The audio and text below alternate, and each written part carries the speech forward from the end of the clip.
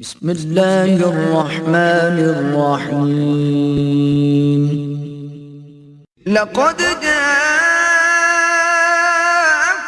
رسول من انفسكم عزيز عليه ما عنتم حريص عليكم بالمؤمنين رؤوف رحيم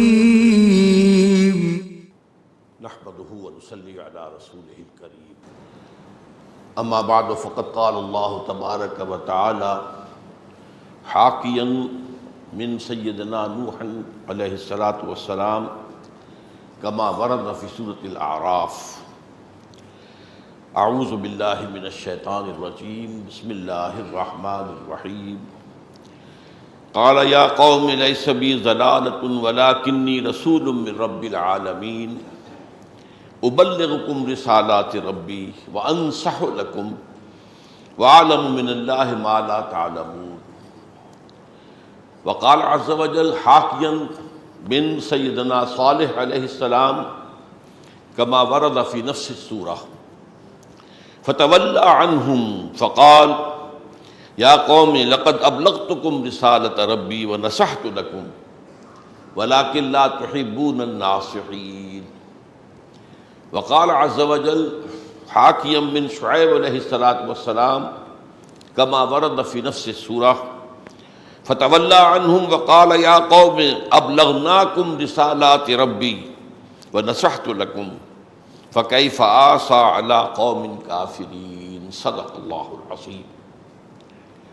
وعن أبي رقية تميم بن الأوس الداري رضي الله تعالى عنه أن النبي صلى الله عليه وسلم قال الدين والنصيحة قلنا لمن قال لله ولكتابه ولرسوله ولأئمة المسلمين وعامتهم رواه الإمام مسلم رحمه الله رب اشرح لي صدري ويسر لي أمري واحلل عقدة من لساني يفقهوا قولي اللهم ربنا ألهمنا رشدنا وأعذنا من شرور أنفسنا اللهم أرنا الحق حقا وارزقنا اتباعه وأرنا الباطل باطلا وارزقنا اجتنابه اللهم وفقنا لما تحب وترضى وتقبل منا فإنك خير المتقبلين آمین یا رب العالمین۔ اربعین نووی کی حدیث نمبر 7 پر گفتگو پچھلے جمعے میں بھی تھی، اور چونکہ اس پر گفتگو مکمل نہیں ہو سکی تھی، اسی کو آج ہم کنٹینیو کر رہے ہیں۔ سورہ اعراف میں جہاں اولو العزم من الرسل کا تذکرہ ہے، حضرت نوح، حضرت صالح، حضرت شعیب، حضرت ہود، وہاں بار بار یہ لفظ آیا ہے کہ دعوت و تبلیغ جو ہے اس کی اصل روح کیا ہے؟ وہ نصیحت ہے، خیر خواہی ہے، لوگوں کا بھلا چاہنا، ان پر کوئی اپنی شخصیت کا روب جمانا نہیں، ان پر کوئی اپنی علامیت کی دھونس جمانا نہیں، اپنے تقوی یا اپنے تدین کا روب گانٹنا نہیں، بلکہ خالصتاً ان کی خیر خواہی، ان کے بھلا چاہنے کے لیے جو ہے ان کو دعوت و تبلیغ کی جائے۔ چنانچہ ہم نے پچھلی مرتبہ پڑھا تھا، حضرت نوح علیہ السلام نے جب دعوت شروع کی تھی، ان کی قوم کے سرداروں نے کہا کہ معلوم ہوتا ہے تمہارا دماغ چل گیا ہے، ضلالت۔ انہوں نے جواب میں کہا ہے میری قوم کے لوگوں، لیس بی ضلالۃ، مجھے کوئی دیوانگی مجھ پر طاری نہیں ہوئی ہے، کوئی پاگل پن نہیں ہے، کوئی میں بھولا بھٹکا ہوا آدمی نہیں ہوں، ولیکنی رسول رب العالمین، میں تو تمام جہانوں کے پروردگار کا رسول ہوں، ابلغکم رسالات ربی، میں تو تمہیں اپنے رب کے پیغامات پہنچا رہا ہوں، وانصح لکم، اور دیکھو تمہارا خیر خواہ ہوں، تمہارا مخلص ہوں، تمہاری بھلائی چاہتا ہوں، وَأَعْلَمُ مِنَ اللَّهِ مَا لَا تَعْلَمُونَ، اور مجھے اللہ کی طرف سے وہ کچھ معلوم ہے جو تمہیں معلوم نہیں ہے، تمہارے انکار کے نتیجے میں جو شامت آنے والی ہے وہ میں تو دیکھ رہا ہوں. لہذا اسی دل سوزی کے ساتھ اس کے ساتھ جو ہے وہ دعوت دی جا رہی ہے کہ اپنی قوم کی تباہی و بربادی جو اللہ کی طرف سے بتایا جا رہا ہے کہ آئے گی اگر یہ اڑے رہے اپنے کفر پر. تو رسول چونکہ اس کو اپنی آنکھوں سے دیکھ رہا ہوتا تھا کہ آ رہا ہے وہ طوفان، تو لہذا اس کے اندر جو اپنی قوم کے لیے جو دل سوزی ہوتی تھی، ظاہر بات ہے کہ اس کا مثر ہے ان کی دعوت و تبلیغ. اس طرح حضرت صالح کی قوم پر بھی جب وہ دعوت و تبلیغ کا کوئی نتیجہ نہیں نکلا اور پھر عذاب الہی آ گیا، اس کے بعد حضرت صالح کے الفاظ آئے ہیں اسی سورہ اعراف میں، فتولی عنہم، تو انہوں نے پیٹھ موڑی ان کے چھوڑ کر اس قوم کو جس حال میں اب وہ آ گئے تھے، اب کیا کرتے. وقال یا قوم لقد ابلغتکم رسالۃ ربی، اور انہوں نے کہا دیکھو میری قوم کے لوگوں، میں نے پہنچا دیا تھا تمہیں اپنے رب کا پیغام، ونصحت لکم، اور میں نے تمہارے ساتھ خیر خواہی کی تھی، تمہاری بھلائی چاہی تھی، ولکن لا تحبون الناصحین، لیکن تم اپنی خیر خواہوں کو پسند ہی نہیں کرتے. تمہارے اندر تمیز ہی ختم ہو گئی ہے کہ کون تمہارا خیر خواہ ہے کون بدخواہ ہے. تم اندر سے گویا کہ اندھے ہو چکے ہو، تمہاری بصیرت باطنی وہ زائل ہو چکی ہے. ولکن لا تحبون الناصحین، ہونا تو یہ چاہیے کہ نصیحت کرنے والے خیر خواہ کا شکریہ ادا کیا جائے. تمہارا معاملہ برعکس رہا. یہی حضرت شعیب کے الفاظ ہیں. فتولی عنہم وقال یا قوم لقد ابلغناکم رسالات ربی، تو جب اس قوم پر عذاب آ گیا تو انہوں نے وہاں سے پیٹھ پھیری اور چلے گئے کسی اور منزل کی طرف، اور کہا انہوں نے کہ میری قوم کے لوگوں، دیکھو میں نے ہم نے، بلکہ یہاں پر جمع کا صیغہ آیا ہے، گویا کہ حضرت شعیب کے ساتھ ان کے کچھ ساتھی بھی اسی کام میں ان کے ساتھ شریک تھے، جیسے کہ حضور کے ساتھ صحابہ کرام اسی دعوت و تبلیغ میں لگے ہوئے تھے. جو ایمان لایا وہ آگے تبلیغ اور دعوت کے اندر لگ گیا. بلکہ اس ضمن میں تو میں آخری مثال دیا کرتا ہوں جنوں کی جماعت کی. وادی نخلہ میں حضور فجر کی نماز پڑھا رہے ہیں اور قرآن پڑھ رہے ہیں، اس میں طائف سے واپسی پر رات گزاری ہے وادی نخلہ. جنوں کا ایک گروہ وہاں سے گزرا، رکے، ٹھٹکے سنا، قرآن سنا، فوراً ایمان لائے اور جا کے ہی اپنی قوم کے لوگوں کو تبلیغ شروع کر دی. یا قومنا اجیبوا داعی اللہ، اے ہماری قوم کے لوگوں اس اللہ کی طرف پکارنے والے کی دعوت پر لبیک کہو. یہ ہے صحیح طرز عمل. جس بات کو مانا ہے دوسروں تک پہنچاؤ. والعصر ان الانسان لفی خسر الا الذین آمنوا وعملوا الصالحات وتواصوا بالحق وتواصوا بالصبر، یہ چاروں چیزیں لازم ہیں. تو یہاں فرمایا کہ ہم نے تو پہنچا دیا تھا تمہیں پیغامات جو تھے، ونصحت لکم، اور ہم نے تمہارے لیے حق خیر خواہی تمہارا ادا کیا تھا. فکیف آسیٰ علی قوم کافرین، اب کیسے میں رنج کروں اس قوم کی حالت پر کہ جس نے کفر کیا ہے. اب یہ رنج ہی کا انتہائی انداز ہے، جو رنجیدگی ہے طبیعت کے اندر قوم کی تباہی، کیسے رنج کروں. لیکن یہ کہ رنج تھا. بہرحال اس پہ جو حدیث ہم نے پڑھنی شروع کی تھی، حضور نے جیسا کہ میں نے عرض کیا تھا جوامع الکلم جن کے بارے میں کہ حضور نے فرمایا ہے کہ اوتی تو جوامع الکلم، مجھے بڑے جامع کلمات اللہ نے عطا کیے، انہی میں سے یہ بھی ہے الدین والنصیحہ. دین تو نام ہے خیر خواہی کا، وفاداری کا، نصح، خلوص کا، اخلاص کا. اب یہ ظاہر بات ہے کہ یہ بھی میں نے پچھلی مرتبہ عرض کیا تھا کہ دین ایک حقیقت واحدہ ہے، اس کو سمجھانے کے 100 طریقے ہو سکتے ہیں. ایک پھول کا مضمون ہو تو 100 رنگ سے معلوم. ایک تو یہ کہ سمجھانے والے کے اعتبار سے وہ اپنے اسلوب بدلتا ہے، اپنا انداز بدلتا ہے، بات وہی ہے، مختلف انداز میں مختلف پیروں میں. اور جنہیں سمجھانا ہے ان کا بھی مسئلہ یہ ہوتا ہے کہ مختلف لوگوں کی ذہنی ساخت مختلف ہوتی ہے. ایک بات اس انداز سے سمجھ میں نہیں آتی، اس انداز سے سمجھ میں آ جاتی. وہ جیسے کہ میں نے مثال دی تھی فیصل آباد کا گھنٹہ گھر، 8 بازار ہیں، یہ بازار سے جاؤ گے گھنٹہ گھر سامنے موجود ہو. تو اس گھر تک پہنچنے کے لیے راستہ کوئی بھی ہو سکتا ہے. تو یہ پہنچانے والے کی طرف سے بھی کہ وہ اسلوب بدلے، بار بار جو ہے ایک بات کو ایک ہی لفظ میں نہ دہرائے، بلکہ اس کو یہ کہ بدل بدل کر انداز سے. لیکن وہ الدین و النصیحہ، دین جو ہے وہ تو نصیحت کا نام ہے، یہ بھی پورے دین کی تعبیر ہے.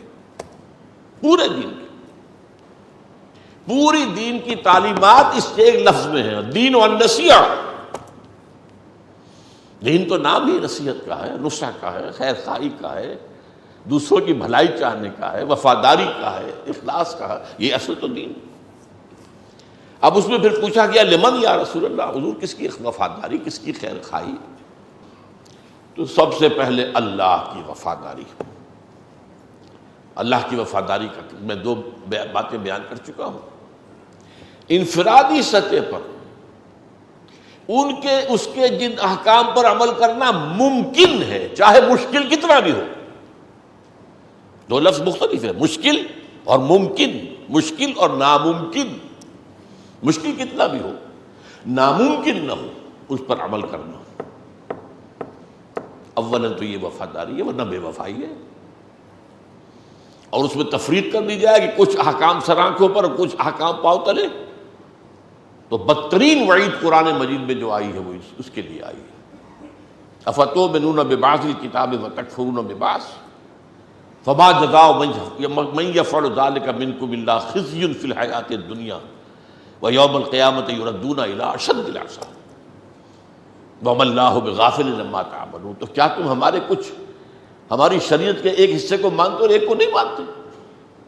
تو کوئی سزا نہیں ہے ان کی جو یہ طرز عمل اختیار کریں گے سوائے اس کے کہ دنیا میں ذلیل و خوار کر دیے جائیں، اور آخرت میں پریپیئر فار دی شوق، آخرت میں شدید ترین عذاب میں جھونک دیے جائیں.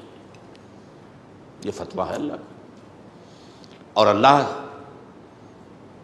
بے خبر نہیں ہے جو کچھ تم کر رہے ہو. اللہ کو پتا ہے تم عمرہ کرنے تو آئے ہو لیکن حرام کی کمائی سے کرنے آئے ہو. He knows it. تمہاری داڑھیوں کے طول سے دھوکہ نہیں کھائے گا وہ، تمہارے سجدوں کے نشان سے دھوکہ نہیں کھائے گا. یا تم آپس میں ایک دوسرے کو جتنا چاہو دھوکہ دے لو. تو پہلی بات، ہاں جن پر ممکن ہی نہیں ہے اس کا معاملہ اور ہو جائے گا. ممکن ہی نہ ہو. آج ہمارے لیے ممکن نہیں ہے کہ ہم چور کا ہاتھ کاٹیں جب تک کہ نظام نہ بدلے، قانون نہ بنے. آج میرے لیے ممکن نہیں ہے کہ سود سے بالکل بچ جاؤں. سود کا دخان یا اس کا بخار یا اس کا دھواں ہے وہ تو میرے اندر جائے گا ہی، لیکن براہ راست انوالو ہونا یہ میرا جرم ہے.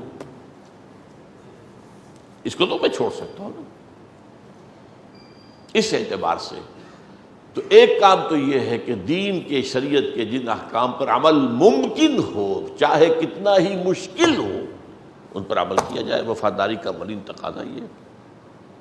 دوسرے یہ کہ جن احکام پر عمل ناممکن ہے ان پر عمل کرنے کے لیے اس نظام کو بدلا جائے، اس کی جد و جہد کی جائے. اگر اس کی آپ جد و جہد نہیں کر رہے تو آپ اللہ کے وفادار کہاں ہوئے؟ آپ تو اللہ کے باغیوں کے وفادار ہیں. آپ ان کے ساتھ تعاون کر رہے ہیں پیسیولی. ایک ایکٹیو تعاون ہوتا ہے، ایک پیسیو تعاون ہوتا ہے. ایک ایکٹیو ریزسٹنس ہوتی ہے، ایک پیسیو ریزسٹنس ہوتی ہے. تو پیسیولی میں نے شاید پچھلی مرتبہ بھی آپ کو بتایا تھا کہ جو بش نے جملہ کہا تھا، بش نے یا اس کا جو فارن منسٹر تھا پاول، ان میں سے کسی ایک نے کہا تھا ہمارے جو بش صاحب ہیں، مشرف صاحب، ایک بش ہے ایک بش ہے، دو یہ لفظ استعمال ہوتا ہے، بش اینڈ بش. اسے کہا تھا یو آر ود اس اور اگینسٹ اس. تو بعد میں مجھے معلوم ہوا حال ہی میں کہ یہ جملہ تو حضرت مسیح کا ہے علیہ الصلوۃ والسلام. He who is not with me is against me. وہ شخص جو میرے ساتھ نہیں ہے وہ میرے اگینسٹ ہے، میرا دشمن ہے. یا ساتھ دو یا جاؤ ادھر کھڑے ہو جاؤ، بیچ میں کوئی راستہ نہیں. تو یہ ہے اللہ کی وفاداری دو الفاظ پر. پھر اس کی کتاب کے ساتھ وفاداری میں عرض کر چکا ہوں. اس پر میرا کتابچہ، اس کو ماننا جیسا کہ ماننے کا حق ہے، اس کو پڑھنا جیسے کہ پڑھنے کا حق ہے، اس کو سمجھنا جیسے کہ سمجھنے کا حق ہے، اس پر عمل کرنا جیسے کہ عمل کا حق ہے، اسے دوسروں تک پہنچانا جیسے کہ اس کی تبلیغ کا حق ہے. تفصیل میں جانے کا موقع نہیں ہے، کتابچہ موجود ہے، پڑھیے۔ میری جو بھی سن 65 کے بعد کی زندگی، 1965 کے بعد سے آج تک کی جو زندگی ہے، اس کا جو پہلا کام ہے وہ یہی کتابچہ تھا، جو میں نے 2 جمعوں میں تقریریں کی تھی مسجد خضرہ سمر آباد میں، اور پھر کتابچے کی شکل میں شائع کی، وہ سٹارٹنگ پوائنٹ ہے۔ تو اس کو پڑھیے۔ پھر رسول کی وفاداری، اس پر بھی الحمدللہ میرا ایک کتابچہ موجود ہے، ایک آیت قرآنی کے حوالے سے میں نے اس کو بیان کیا۔ فرمایا گیا فالذین آمنوا بہ وعزروہ ونصروہ واتبعوا النور الذی انزل معہ اولئک ھم المفلحون، جو ہمارے نبی رسول امی صلی اللہ علیہ وسلم پر ایمان لائیں گے اور ان کی عزت کریں گے، تعظیم کریں گے، اور ان کی مدد کریں گے، اور اس نور کی پیروی کریں گے جو ان کے ساتھ نازل کیا جائے گا، وہی ہے فلاح پانے والے۔ اس پر میرا کتابچہ ہے، یہ میری ایک تقریر تھی، کراچی کی ایک مسجد میں کی تھی میں نے، پھر ٹیپ سے اتار کر شائع کی گئی۔ نبی اکرم صلی اللہ علیہ وسلم سے ہمارے تعلق کی بنیادیں۔ اب یہاں دیکھیے، اللہ کے ساتھ اور رسول کے ساتھ خلوص اور اخلاص جڑ گئے۔ اللہ کے دین کو قائم کرنا یہ ویسا بھی میرے ایمان کا تقاضا ہے، اور رسول کا فرض منصبی یہی تھا، لہذا اس کی نصرت اسی کام کے لیے تو ہے۔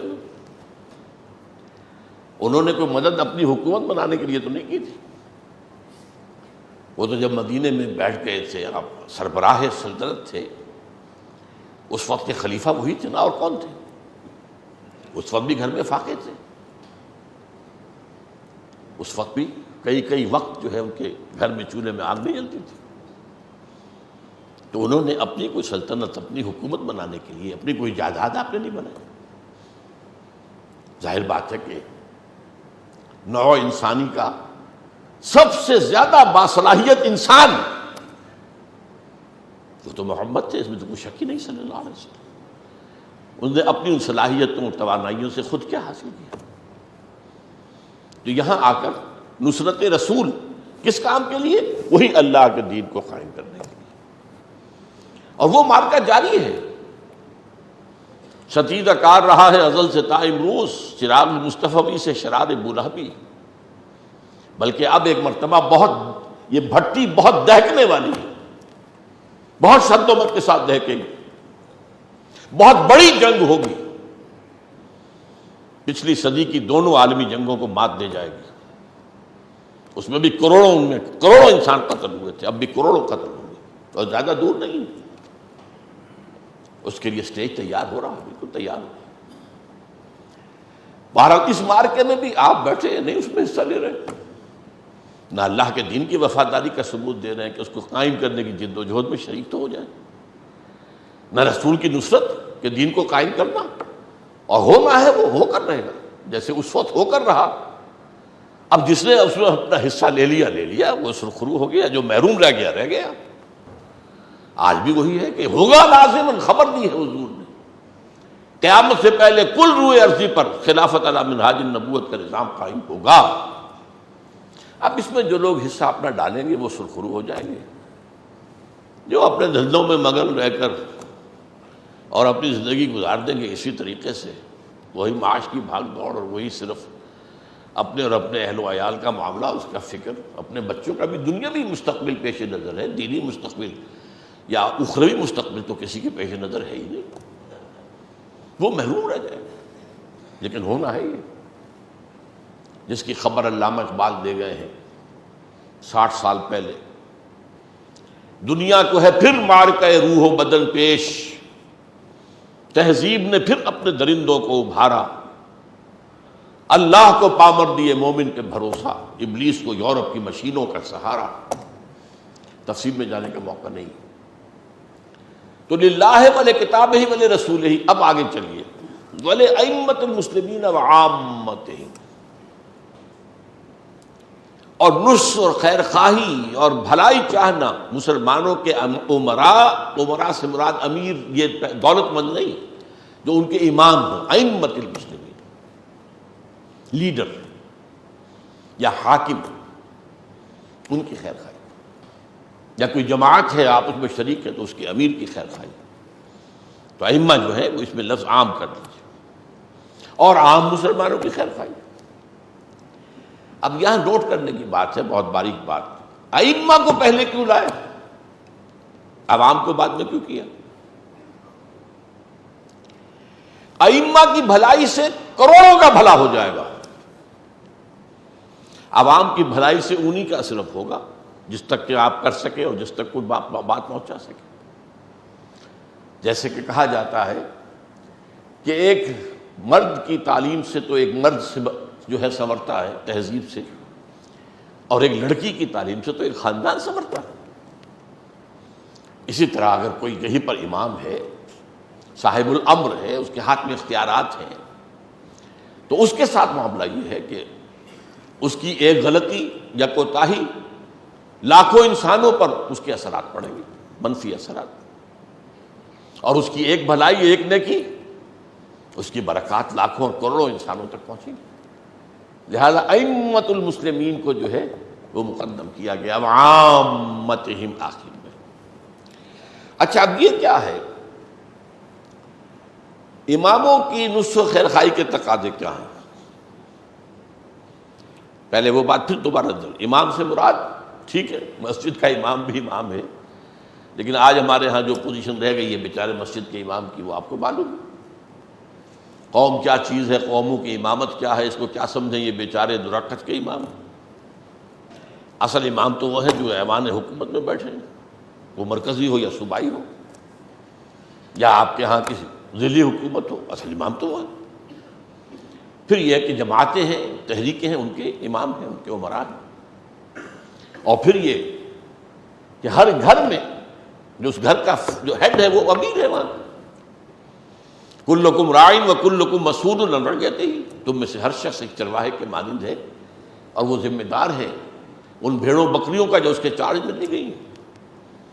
صبح کو لے کر جایا کرتے تھے نا، بچپن میں ہمیں یاد ہے، بکری پالی ہوئی ہے، وہ آیا ہے ایک چرواہا، وہ لے گیا ہے، شام کو لے کر آتا ہے، ہی از رسپانسبل، شام کو واپس لا کے دے گا وہ بکری، ہی از رسپانسبل.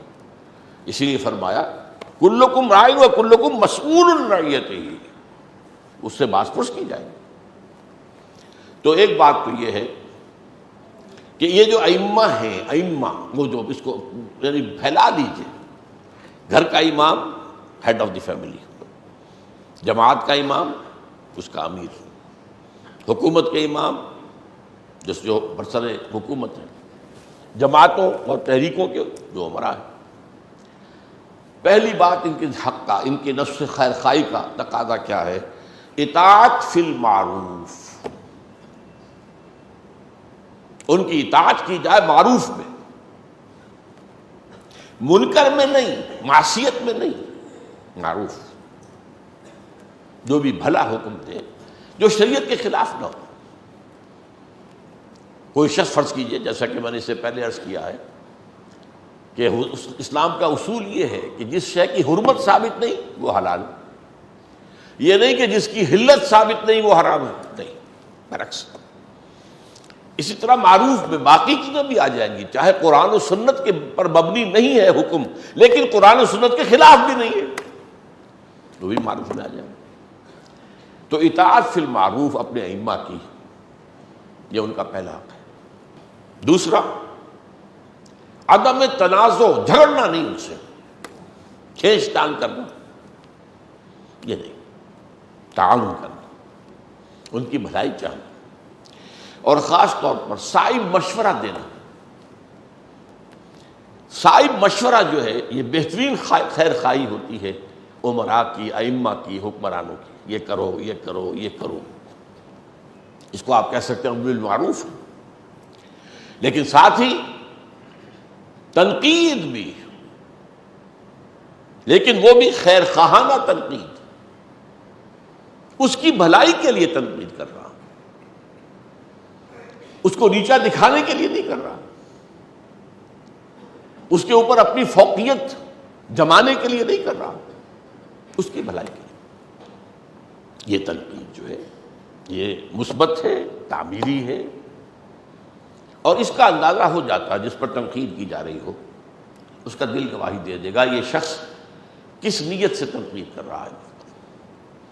دل را بدل رہیست، دل کو دل سے ایک راستہ ہوتا ہے، چاہے زبان سے بات نہیں نکلی ہے لیکن میرے دل میں وہ بات آ گئی جو آپ کے دل میں ہے۔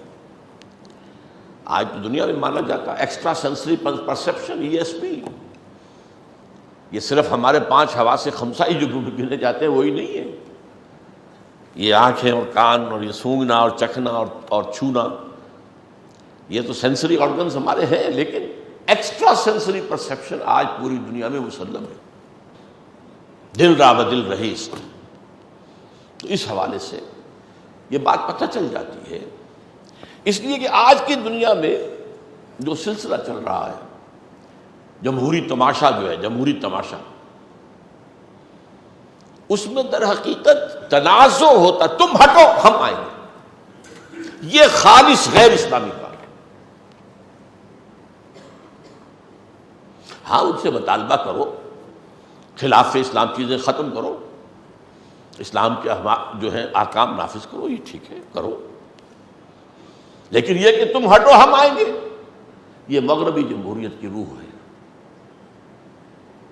آپ کے علم میں ہوگا کیسی کیسی تنقیدیں خلفائے راشدین برداشت کرتے تھے۔ سلمان فارسی درویش جس کو حضور نے خود اپنے اہل بیت میں سے قرار دیا ہے، سلمان و منا اہل البیت، وہ ایک پھٹی پرانی سی چادر لیے ہوئے کھڑے ہو گئے ہیں، حضرت عمر خطبہ لے رہے ہیں اور کہتے ہیں لا سمع ولا طاعہ، نہ سنیں گے نہ مانیں گے۔ کیوں بھائی کیا ہوا؟ یہ نہیں کہا بیٹھ جاؤ، نہیں، کیا بات ہے سلمان، یہ آپ نے جو کرتا پہنا ہوا ہے یہ ان چادروں سے بنا ہے، یمنی چادریں جو مال غنیمت میں آئی تھی، اور ہر مسلمان کو جتنا کپڑا ان میں سے ملا ہے ان سے کرتا نہیں بنتا، اور آپ ہم میں سے ہیں بھی طویل القامت انسان، یہ کرتا کیسے بن گیا آپ کا؟ there is something wrong somewhere، کوئی خیانت ہوئی؟ اس سے نہیں ہوئے، یہ نہیں کہا میرا انفرادی معاملہ ہے، یہ میرا نجی معاملہ ہے، نہیں۔ بیٹے سے کہا عبداللہ ابن عمر رضی اللہ تعالیٰ عنہ، عبداللہ تم جواب دے دو۔ انہوں نے کہا، جسٹیفائی کیا، نہ میرا کرتا بن رہا تھا نہ ابا جان کا، میں نے اپنے حصے کا کپڑا دے دیا ابا جان کو، تو ان کا کرتا بن گیا۔ فوراً کہتے ہیں حضرت سلمان الآن نسمع ونطیع، ہاں فرمائیں، اب ہم سنیں گے بھی اطاعت۔ یہ ہے اصل میں اسلامی جمہوریت، یہاں وہ رسہ کشی نہیں کہ جیسے ہی حکومت بنی اور اپوزیشن نے اس کے خلاف سازشیں شروع کر دی، ٹانگ گھسیٹنی ہی گھسیٹنی ہے جس شکل میں بھی ہو، جھوٹے الزامات لگاؤ، جھوٹے پروپیگنڈے کرو، طوفان کھڑے کر دو، جو بھی کرو، ان کی تو ٹانگ گھسیٹنی ہی گھسیٹنی۔ یہ تو سب سے زیادہ بدقسمتی ہماری ہے، ورنہ مغرب کی ڈیموکریسی میں بھی ایسا نہیں ہے، وہاں بھی اپوزیشن بھی ہوتی ہے، وہ ایک چیک اینڈ بیلنس رکھتی ہے، تنقیدیں کرتی ہے، لیکن یہ کہ وہ تسلیم کر لیتی ہے ٹھیک ہے 5 سال کے لیے انتخاب ہو گیا، اب یہ انتخاب رہے گا، لیٹ دیم ورک، اس میں جو بھی امپروومنٹ ہم کروا سکیں کروائیں گے، جہاں کسی غلط رجحان کو رکوا سکیں گے رکوائیں گے، لیکن یہ نہیں کہ ان کے خلاف طوفان کھڑے کر دیے جائیں جھوٹ کے، اور ان کے خلاف پروپیگنڈے کے جو ہے تمار باندھ دیے جائیں، اور ان کو جو ہے ہر طرح سے ذلیل کر کے اور ان کی توہین کر کے اس کو جو ہے ڈیمورلائز کیا جائے، یہ نہیں، ٹھیک ہے اب 5 سال کے لیے یہ ہے، اب ان کی بات ہم نے کر دی، اب وہ ہو جائے گا قرآن مجید کی روح سے سموتاعت فی المعروف، اب معروف کے اندر حکم مانو۔ یہ جو ہے 4 میں نے باتیں آپ کے سامنے گنوائی، یہ ائمہ کا ایک حق ہے، اطاعت فی المعروف، عدم تنازع، صائب مشورہ دینا خلوص کے ساتھ، نیک نیتی کے ساتھ، بہترین رائے دینا، یہ نہ ہو کہ میں اس سے اچھی بات بتا دوں گا، یہ اگر کر گزرا تو اس کی تو حکومت اور مضبوط ہو جائے گی، تو اسے تو بھٹکنے دو، جتنا بھٹکے گا اتنا ہی بدنام کرنے کا ہمیں موقع ملے گا، اتنا ہی اسے ڈی تھرون کرنے کا جو ہے ہمارے پاس جواز پیدا ہو جائے گا۔ اور مثبت خیر خواہانہ تنقید۔ البتہ اس میں ایک معاملہ آتا ہے، اگر حکمران شریعت کے خلاف حکم دے یا حکمران ظالم ہو، فاسق ہو، فاجر ہو، چاہے وہ شریعت کے خلاف حکم دے نہیں رہے لیکن طرز عمل میں ظلم ہے، استبداد ہے، طرز عمل کے اندر جو ہے اور اپنی ذات میں فسق و فجور ہے، ظاہر بات ہے کہ امراء کا فسق و فجور جو ہے اس کے تو اثرات عوام تک پہنچیں گے۔ الناس علی دین ملوکہم، یہ پرانی کہاوت ہے، لوگ اپنے بادشاہوں کے انداز اختیار کر لیتے ہیں، پیروی کرتے ہیں، آج بھی یہ بات ہے، اپنے لیڈروں کے نقش قدم پر لوگ چلتے ہیں، اور لیڈر کا فسق و فجور کروڑوں کے لیے جواز بن جاتا ہے فسق و فجور کا۔ ہمارے بڑے بڑے لیڈر داڑھی منڈاتے تھے، آج داڑھی منڈانے کے لیے سب سے بڑی دلیل یہ ہے، محمد علی جناح کی تو داڑھی نہیں تھی، علامہ اقبال کی تو داڑھی نہیں تھی، نہیں یہ ہمارے لیے دلیل نہیں ہے، نہ محمد علی جناح نہ علامہ اقبال، ہمارے لیے ایک ہی ذات ہے اور وہ ہے محمد صلی اللہ علیہ وسلم، ابدی اسوہ ان کا ہے۔ ہاں محمد علی جناح نے قوم کی بھلائی کے لیے جو کیا اس کی قدردانی کیجیے، اقبال نے قوم کی نظری فکری رہنمائی کے لیے جو کیا اس کی قدردانی کیجیے۔ یہ بھی نہیں ہے کہ ہول سیل ریجیکشن اور ہول سیل ایکسیپٹنس، ایک آدمی سے محبت ہے تو اس کی ہر بری چیز سے بھی غض بصر، اور ایک سے نفرت ہے تو اس کی اچھی بات کو جو ہے وہ بھی نظر انداز کر دینا، یہ نہیں، عدل کا تقاضا اختیار کرو۔ تو اب اگر کوئی حکمران ایسے ہو تو ان حکمرانوں کو تبدیل کرنے کی جد و جہد بھی ان کے حقوق میں بھی ہے، عوام کے حقوق میں بھی ہے، یہاں دونوں حق جمع ہو جائیں۔ اب اس کو بدلنے کی شکل کیا ہو؟ پچھلے زمانے میں سوائے مسلح بغاوت کے کوئی راستہ نہیں تھا،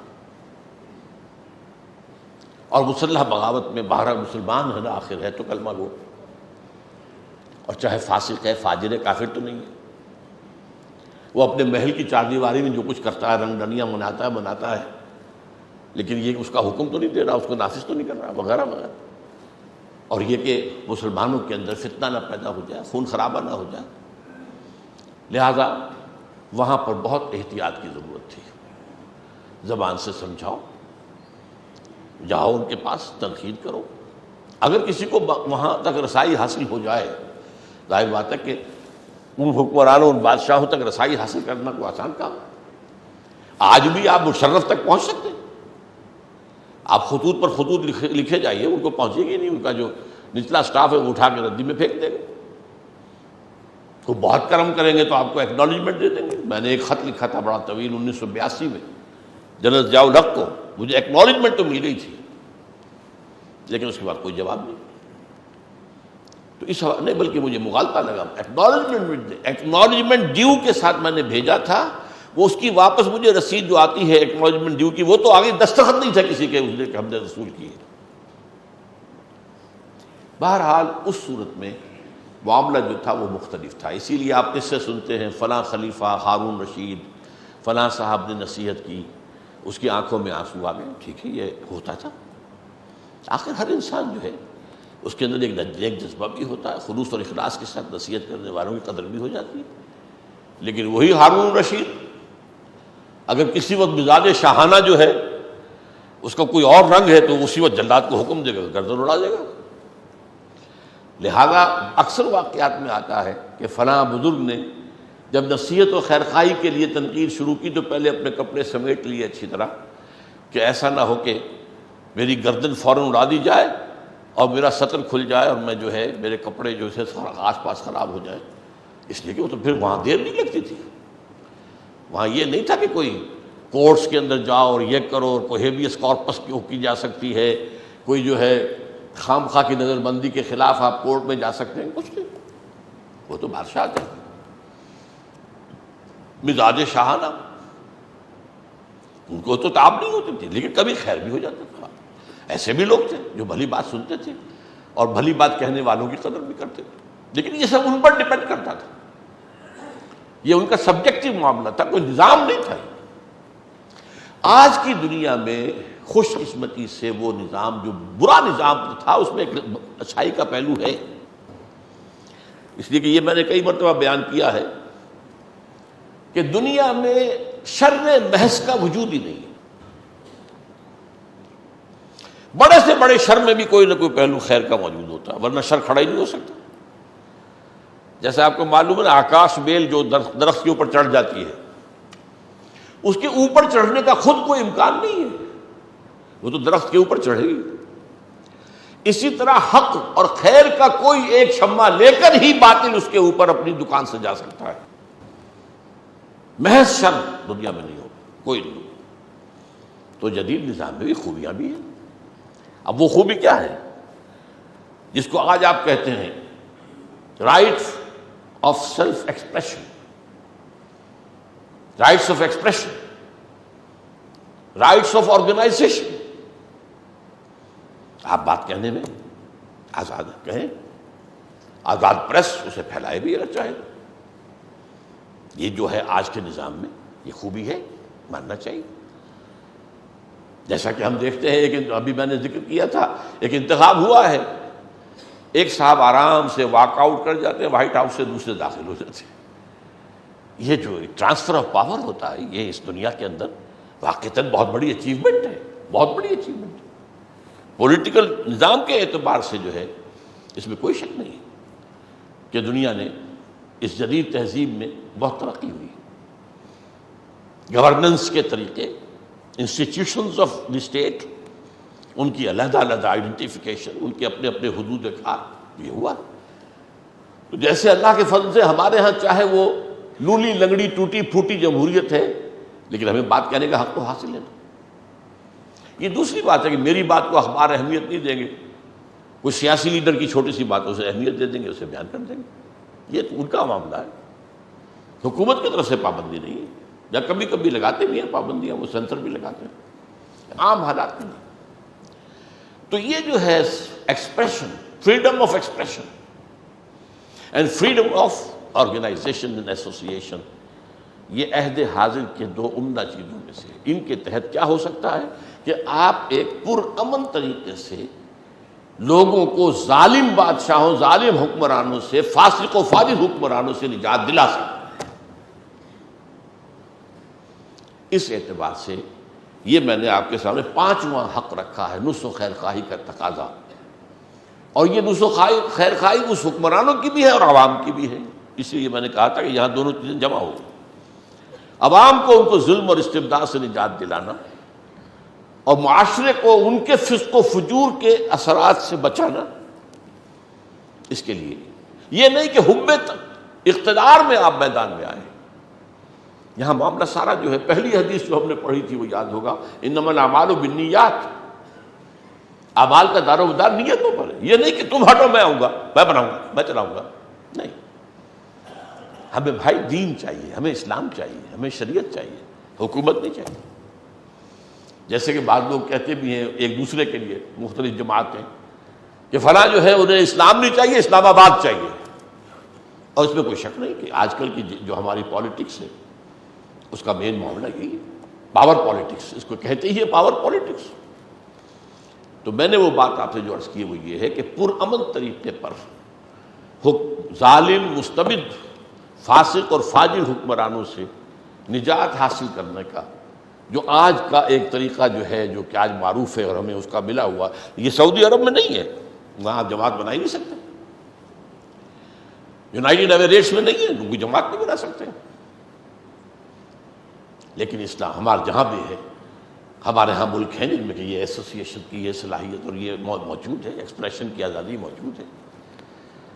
چنانچہ انڈونیشیا میں بھی ہے، ملیشیا میں بھی ہے، بنگلہ دیش میں ہے، پاکستان میں ہے اللہ کے فضل و کرم سے، ترکی میں ہے، اگرچہ وہ انتہائی سیکولر ملک ہے لیکن یہ پہلو تو ان کے ہاں موجود ہے. تو یہ جو ہے ائمہ کے حقوق میں نے گنوائے، اطاعت فی المعروف، عدم تنازع، یہ نہیں کہ تم ہٹو، تم سے چھین کر اقتدار ہم لیں گے. یہ تنازع کا لفظ جو آتا ہے عربی میں در حقیقت چھینا جھپٹی کے لیے آتا ہے، اور نزع کہتے ہیں کھینچنے کو، تنازع، وہ کھینچ رہا تم کھینچ رہے ہو، جو ٹگ آف وار کہلاتی تھی، جو رسہ کشی، کہ ادھر سے ایک ٹیم کھینچ رہی ہے، ادھر سے دوسری ٹیم کھینچ رہی ہے، اب کون سی کھینچ کر لے جائے گی وہ جیت جائے گی، یہ ہے تنازع۔ اور سائد مشورہ خیر خواہی کے تحت، اور خیر خواہانہ تنقید، اور نمبر 5 میں نے گنوایا جس میں کہ ائمہ کے اور عوام کے حقوق دونوں شامل ہو جاتے ہیں، کہ حکمران اور ائمہ اگر ظالم ہوں، اگر غاصب ہوں، اگر مستبد ہوں، اگر فاسق و فاجر ہوں، تو ان کو بدلنے کی کوشش جدوجہد، اس لیے نہیں کہ اپنا اقتدار مطلوب ہے، بلکہ اس میں بھی ان کی بھی خیر خواہی مقصود ہے۔ ظاہر بات ہے کسی دولت مند کے پاس دولت ہے اور اخلاق و کردار نہیں ہے، تو یہ دولت اس کے حق میں زحمت بن جائے گی، عیاشیاں کرے گا، بدماشیاں کرے گا، یہ دولت نعمت نہیں رہے گی، یہ اس کے حق میں بھی زحمت ہے۔ تو اقتدار جو ہے اس غلط شخص کے حق میں بھی زحمت ہے، اس کے لیے بھی نقصان دہ ہے، اس کے لیے بھی ضرر رساں ہے، اس سے اس کو چھٹکارا دلانا یہ اس کا گویا کہ خیر خواہی کا تقاضا ہے، اور عوام کو اس سے نجات دلانا۔ اب آئیے عوام کے لیے دوسروں خیر خواہی، ہر مسلمان کے دوسرے مسلمان پر کچھ حقوق معین کر دیے ہیں، یہ ادا کرنے ہیں ہر حال۔ یہ جو ہے حضرت علی رضی اللہ تعالیٰ عنہ سے یہ حدیث ہے جو میں اب آپ کو سنا رہا ہوں۔ قال قال رسول اللہ صلی اللہ علیہ وسلم للمسلم علی المسلم ستۃ، ہر مسلمان کے ہر دوسرے مسلمان پر 6 حق ہیں۔ یہ عوامیت جو ہے نا، عمومیت، اس کو ذہن میں رکھیے، عامتہم اسی سے لفظ عموم ہے۔ یسلم علیہ اذا لقیہ، جب ملاقات ہو سلام کرے، اور سلام میں سبقت کرنے کی کوشش کرے، اگرچہ کچھ آداب سکھائے گئے ہیں، چھوٹے بڑوں کو سلام کریں، آنے والا پہلے سے جو محفل میں موجود ہے ان کو سلام کریں، سوار پیدل کو سلام کریں، مختلف چیزیں ہیں، انداز ہیں مختلف، لیکن یہ کہ بہرحال جتنی سبقت کی جائے اتنا ہی ثواب زیادہ مل جائے۔ وَيُجِيبُهُ إِذَا دَعَاهُ، اگر وہ دعوت دے کہ آؤ میرے ہاں آج کھانا تناول فرماؤ، تو اس کو قبول کرے، الا یہ کہ کوئی عذر ہے، کوئی معذوری ہے، کوئی مجبوری ہے، معذرت کر لیں، لیکن یہ کہ یہ حق ہے۔ غریب ہے، ٹھیک ہے، معلوم ہے آپ کو کہ وہ کوئی زیادہ آپ کو مرغن غذائیں نہیں کھلا سکتا، کوئی دال روٹی ہی پیش کرے گا، بہرحال ہے۔ مجھے تو واقعہ یاد آ گیا ہے، میری اہلیہ کے ایک چچا تھے، بہت درویش منش انسان تھے، ویسے وہ نہ مولوی تھے نہ وہ صوفی تھے، لیکن حد درجے درویش مزاج کے آدمی، بہت نیک آدمی تھے۔ انہوں نے، وہ ایک اچھے پوسٹ پر تھے، سپرنٹینڈنٹ ٹائپ جو ہے کسی محکمے میں، اپنے چپراسی سے کہا ایک دن کہ آج روزہ میرے ساتھ افطار کرنا۔ وہ بڑا خوش ہوا کہ آج ان کے ہاں میں افطار کروں گا، کچھ ملے گا۔ وہاں گیا تو بیٹھا ہوا ہے، وہ بھی بیٹھے ہوئے، یہ دیکھ رہا کوئی آمد نہیں، کوئی کھانا نہیں چنا گیا، کوئی شے نہیں، کوئی افطاری نہیں آئی۔ آخر میں جب وہ اذان ہوئی تو ایک کھجور نکالی جیب میں سے، اس کو 2 ٹکڑے کیے، آدھی خود کھا لی، آدھی یہ دے دی، باہر چھٹی۔ اور یہ حدیث میں علی تمرۃ، شق تمرۃ، کھجور کے ٹکڑے پر بھی افطار کرانا جائے، یہ ہے حدیث کے الفاظ۔ اور یہ کہ بعض اوقات جہاں پانی نہایت کمیاب ہوتا ہے تو پانی ہی اگر مہیا کر دیا جائے پینے کے لیے، روزہ افطار کرنے کے لیے کسی، لیکن یہ نہیں ہے کہ آپ تو خود تو روزہ افطار کرتے ہو شربت روح افزا سے اور کسی کو سادہ پانی سے کروائے، تو یہ تو ٹھیک نہیں ہے۔ لیکن یہ کہ بہرحال یہ تو جب دعوت دے بلائے تو آئے۔ وَيُشَمِّتْهُ إِذَا عَطَسَ، جب چھینک آئے تو پھر اس کو یرحمک اللہ، یہ کہنا جو ہے یہ حق ہے اس کا، اس کے لیے دعا کرنا، اللہ تعالیٰ آپ پر رحم فرمائے۔ چھینک ظاہر بات ہے کہ کسی اریٹیشن کا نتیجہ ہے، ناک کے اندر کوئی اریٹیشن ہوئی ہے، یہ زکام کا آغاز بھی ہو سکتا ہے، لیکن یہ کہ بہرحال اس کو کہنا کہ اللہ تعالیٰ آپ پر رحمت فرمائے، یرحمک اللہ۔ اور اس پر مزید آتا ہے کہ پھر وہ شخص کہے بارک اللہ، یہ کیا الفاظ میں، یرحمک اللہ، یہدیک اللہ، یہدیکم اللہ، اللہ تعالیٰ تمہیں ہدایت دے۔ وَيَعُودُهُ إِذَا مَرِضَ، اور جب بیمار ہو جائے تو اس کی عیادت کرے. وَيَتْبَعُ جَنَازَتَهُ إِذَا مَاتَ، اور جب مر جائے تو اس کے جنازے کی پیروی کرے، اس کے ساتھ چلے. وَيَحُبُّ لَهُ مَا يُحِبُّ لِنَفْسِهِ، یہ آخری جو ہے یہ وہ ہے، اس کو یوں سمجھیے کہ آخری بات، ہاتھی کے پاؤں میں سب کے پاؤں، اور یہ بھی در حقیقت جوامع الکلم میں سے ہے. اس کے لیے وہی چیز پسند کرے جو اپنے لیے پسند کرتا ہو. دوسرا حق یہ ہے عوام کا بھی، امر بالمعروف نہی عن المنکر، بھلائی کا حکم دینا، مشورہ دینا، جو ائمہ کا ہے وہ عوام کا بھی ہے. ان پر بھی تنقید کرو، یوں نہ ڈرو. ہاں سیاسی آدمی کیسے تنقید کرے گا؟ اسے ووٹ چاہیے، وہ تنقید نہیں کر سکتا. وہ تو کہے گا یہ ساری خرابی کی جڑ یہ بیٹھا ہوا ہے اوپر، اسے ہٹاؤ بدماش کو. باقی معلوم ہوتا ہے سب تو پاک ہیں، پاک صاف ہیں. عوام جو ہے ان کے اندر تو کوئی خرابی ہے ہی نہیں. بڑی ہمت کی بات ہوتی ہے عوام کے سامنے کھڑے ہو کر ان پر تنقید کرنا، لیکن وہاں بھی وہی اصول رہے گا، خیر خواہی کے جذبے کی طرح. اور نہیں عن المنکر، بدی سے روکنا، برائیوں سے روکنا. اس برائیوں کے روکنے میں پھر یہ بھی شامل ہے کہ ان کے ساتھ عدم اختلاط ہو جائے. آپ بدی سے روک رہے ہیں، نہیں رک رہا ہے، اس کے ساتھ اٹھنا بیٹھنا کھانا پینا، یہ آپ شریک رہیں گے تو پھر وہ ساری آپ کی محنت جو ہے وہ ضائع ہو جائے. بنی اسرائیل کی خرابیوں میں سے حدیث میں آتا ہے، یہ بھی بہت بڑی خرابی تھی. ابتدا جو ہوئی ہے کہ علماء ان کے امراء پر تنقیدیں تو کرتے تھے، لیکن ان کے ہاں کھانا پینا اچھے سے اچھا دسترخوانوں کے اوپر ظاہر بات ہے جو کچھ ملے گا امراء کے، تو یہ خلا ملا اور خلط ملت جو ہے یہ پھر غلط ہے. وَنَخْلَعُ وَنَتْرُكُ مَنْ يَفْجُرُكَ، جو آپ جو دعائے قنوت میں کہتے ہیں کہ ہم جو ہے قطع تعلق کرتے ہیں اور ان سے ترک تعلق کرتے ہیں جو تیرے احکام کی جو ہے وہ دھجیاں بکھیرتے ہوں. مَنْ يَفْجُرُكَ.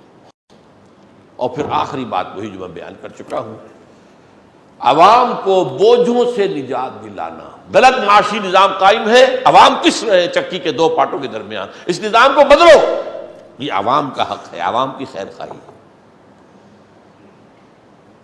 تاکہ ایک عادلانہ نظام، تقسیم دولت کا منصفانہ نظام قائم ہو.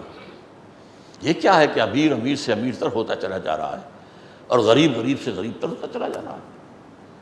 اس نظام کو بدلو، اس کی کوشش، اس کی جد، یہ بھی عوام کا حق ہے. اور مستبد اور ظالم حکمرانوں سے نجات دلانا یہ بھی عوام کا حق ہے. وہ میں پہلے عرض کر چکا ہوں، یہ دو طرفہ حق ہے، ائمہ کا بھی اور عوام کا بھی. اللہ تعالی ہمیں ان تمام اعتبارات سے دین کا تقاضا، دین و نصیحہ پورا کرنے کی توفیق عطا فرمائے. بارک اللہ لی و لکم فی القرآن العظیم و نفعنی و ایاکم بالآیات و الذکر الحکیم.